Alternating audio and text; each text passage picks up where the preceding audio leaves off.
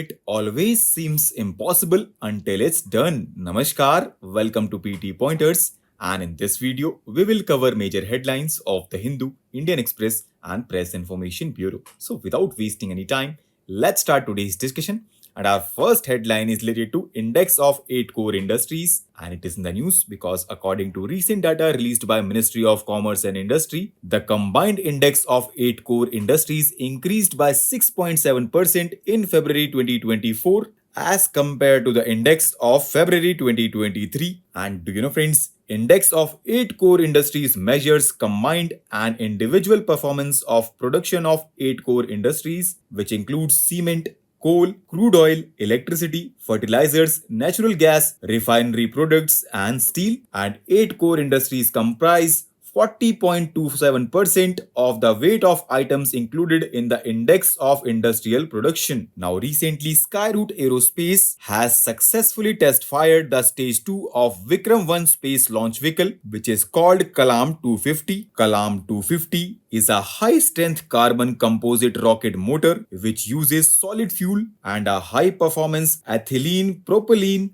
diene turbopolymers thermal protection system. Vikram 1 launch will be a landmark event for the Indian space sector as it will be the country's first private orbital rocket launch. Our next headline is related to POCO Act, and it is in the news because recently Kerala High Court has held that a child charged with offences under the POCO Act is to be prosecuted as per the provisions of Juvenile Justice Act. The court observed that child was not defined in the POCSO Act, whereas it is defined in the Juvenile Justice Act 2015, and this act defined a child to be a person who has not completed 18 years of age. Our next headline is related to internet freedom in India, and according to this article, India has consistently topped the global list of countries imposing internet bans, with approximately 60% of all recorded blackouts worldwide. Shutdowns have been implemented citing reasons such as national security and threats to public order, with notable instances during the protest against the Citizenship Amendment Act, the abrogation of Article 370, and the introduction of farm bills. And do you know, friends, Indian states and union territories can impose shutdowns only in cases of public emergency or in the interest of public safety as per the Indian Telegraph Act, but this law lacks clear definition for what constitutes an emergency or safety issue. And Supreme Court in the landmark Anuradha Bhasin versus Union of India case reiterated that internet shutdowns violate fundamental rights to freedom of expression and shutdowns lasting indefinitely are unconstitutional. Our next headline is related to Armed Forces Special Powers Act, and recently Union Ministry of Home Affairs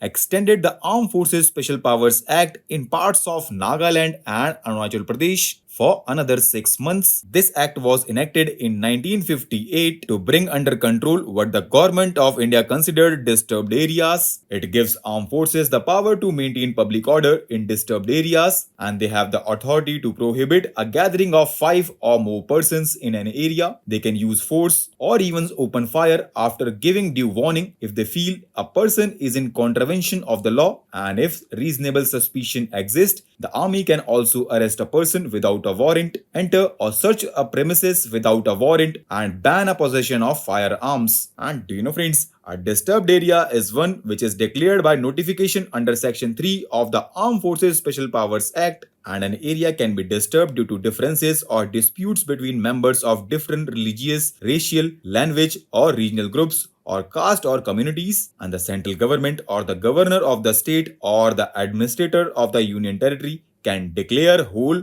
or part of the state or union territory as disturbed area. Our next headline is related to Food Waste Index report, which was recently released. It is jointly authored by United Nations Environment Programme and Waste and Resources Action Programme, which is a UK-based non-profit organization. And according to report, households across the globe wasted over 1 billion meals a day in 2022, and 783 million people struggle with hunger. The report stressed the importance of expanding and strengthening data infrastructure to enable the tracking and monitoring of food waste. And do you know, friends, at present only 4 G20 countries have food waste estimates suitable for tracking progress to 2030, and these include Australia, Japan, UK, US, and the European Union. Our next headline is related to MTB vac, which is the first vaccine against tuberculosis derived from human source, and recently its clinical trials have begun in India. Our next headline is related to bird flu, which is also known as avian flu. It refers to an infectious viral illness that normally spread among birds. There are different strains of bird flu virus which have been circulating for a very long time among at least 100 bird species, and H5N1 is a highly pathogenic type of bird flu which has been spreading since 2020 across the globe, posing an existential threat to birds and wildlife. This virus has infected birds in more than 80 countries as of December 2023. Our next and last headline is related to Governor's Ascent to state laws, and it is in the news because recently Kerala government approached the Supreme Court against the withholding of assent to bills by President and Governor. According to Article 200 of the Constitution, after a bill has been passed by state legislature, it shall be presented to the Governor, and then Governor has few options. For example, Governor can give assent to the bill, withhold assent, or reserve the bill for the consideration by the President. In situations where a bill is sent to the President for consideration, the President can either give or withhold assent. This is dealt within Article 201, and if the assent is withheld, the President requests the Governor to return the bill to the state legislature for reconsideration. Then the state government has 6 months to reconsider the bill. Failing to do so results in its lapsing. But if the bill is passed once again by the state legislature, it must be sent back to the President, who, unlike the Governor, is under no obligation to give assent when assessing the reconsidered bill. So with this, let's conclude our today's discussion. Thanks for listening, and for regular updates, you can follow us on various social media platforms.